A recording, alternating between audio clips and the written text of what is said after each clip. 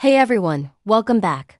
Today we're going to explore one of the most emotional stories in all of Scripture, the moment when the widow of Zarephath's son dies, and how that moment speaks deeply to the mental and emotional battles so many of us face today.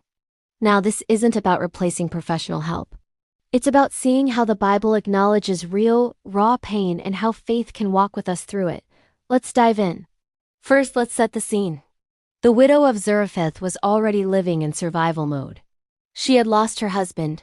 She had barely enough food to live. She had a child depending on her, and her future felt completely uncertain. She was doing everything she possibly could just to keep going, day after day. Then, right in the middle of her struggle, her son, her last source of hope, her reason for getting up in the morning, becomes sick and dies. This is one of the most raw, gut-wrenching emotional moments in the Old Testament.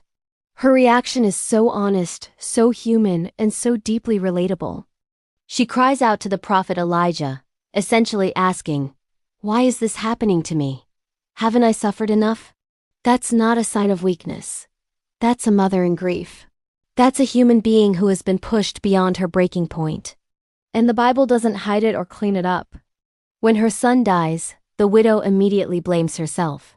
This is something so many people experience during intense emotional distress. We ask ourselves, did I do something wrong? Is this my fault? Did God abandon me? The widow voices all of that pain and confusion. Her reaction shows us something incredibly important. The Bible understands the complexity of human emotions.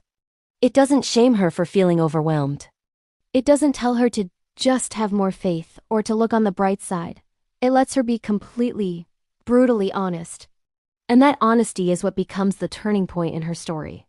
Now look at Elijah's response. He doesn't lecture her. He doesn't tell her to calm down or try to rationalize her pain. He doesn't minimize what she's going through. He simply says, "Give me your son." It's a moment of profound compassion. Elijah takes the boy, carries him to his own room, and cries out to God with his own raw emotion. Even the prophet, the man of God, feels the crushing weight of the situation. This shows us something incredibly powerful. Faith doesn't mean pretending everything is okay. Faith means bringing everything, our confusion, our anger, our grief, all of it to God. And then, the miracle. God hears Elijah's prayer, and the boy is restored to life. When Elijah brings the child back to his mother, her response is powerful. She says, "Now I know that you are a man of God, and that the word of the Lord is truth." But notice something really important here. The miracle didn't erase her grief. It didn't erase her past losses. It didn't magically solve all her problems. What it did was remind her that she wasn't alone. It showed her that God saw her, that her pain mattered, and that hope wasn't gone forever. So what does this ancient story teach us about mental and emotional health today? First, emotional pain is real and valid. The widow's grief isn't dismissed.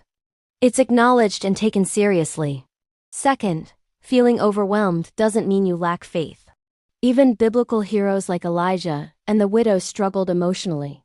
Third, we are not meant to carry our burdens alone. Elijah stepped in with compassion, a powerful reminder of the importance of community and support. Fourth, honesty is a form of strength.